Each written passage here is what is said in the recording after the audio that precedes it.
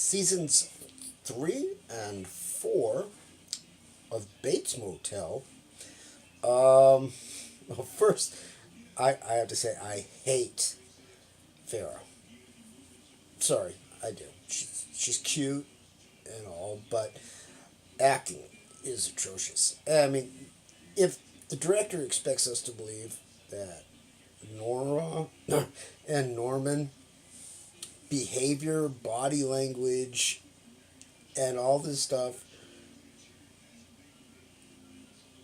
doesn't really attract attention more than is evident, then the writers are really dumb.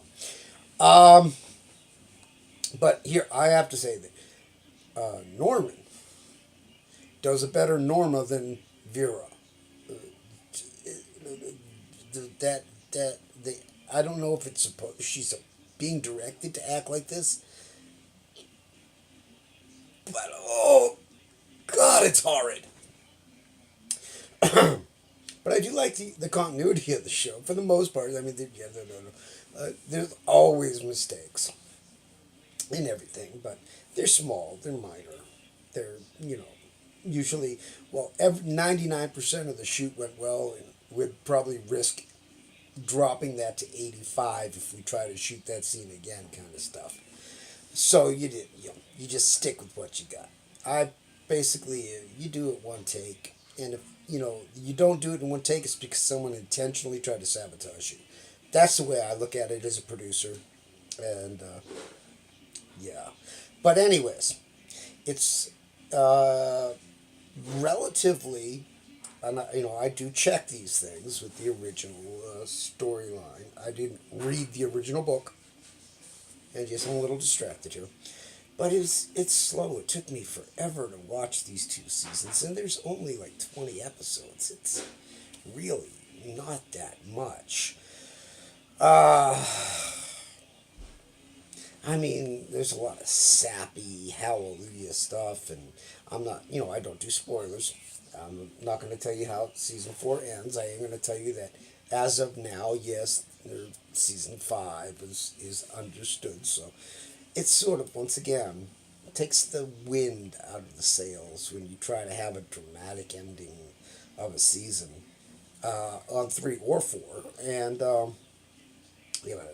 I mean, we obviously ultimately know because of our knowledge of the movie and the 3 unrelated sequels, a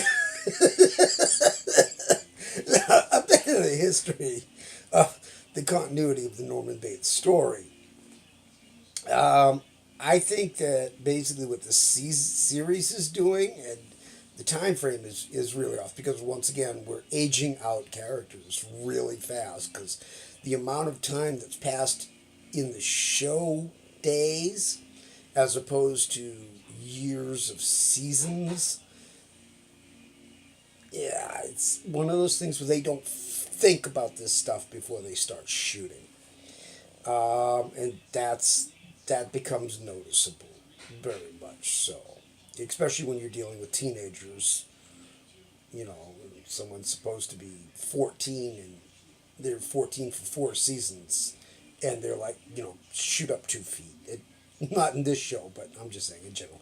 Anyways, yes, it's tolerable. It's a time filler. Um, it's a little slow.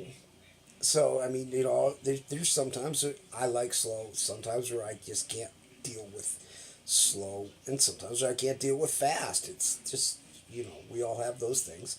There are some people I know that are fixated on a single genre, and obviously I'm not. I like good. I don't care what it is. If it's good, it's okay. Unless it's French. There's no such thing as good. But anyways, okay, well, maybe one of the Borgias. But as far as the Bates Motel, yeah, I think I'm 50-50. It's one of these. It's surviving on a sub channel. I think it's what, A&E or something like that. So basically they put all their eggs in one basket or something with this. I don't understand. Um, could have been better, but you're dealing with the short seasons, and which means 10 episodes a year, which really changes everything. And especially when you're trying to build a timeline, and you're trying to concentrate, and it's like those 10 episodes occur in like a 3 week period or a 3 month period, and this is what happens. And then you got to jump the next season past all these months, or you try to continue from back there, and therefore after 4 seasons you barely covered a year. So there's all sorts of things you have to be aware of. Um, but anyways, this is just dragging on pretty much like the series. I am scared to see season 5, but I will, because we must persevere.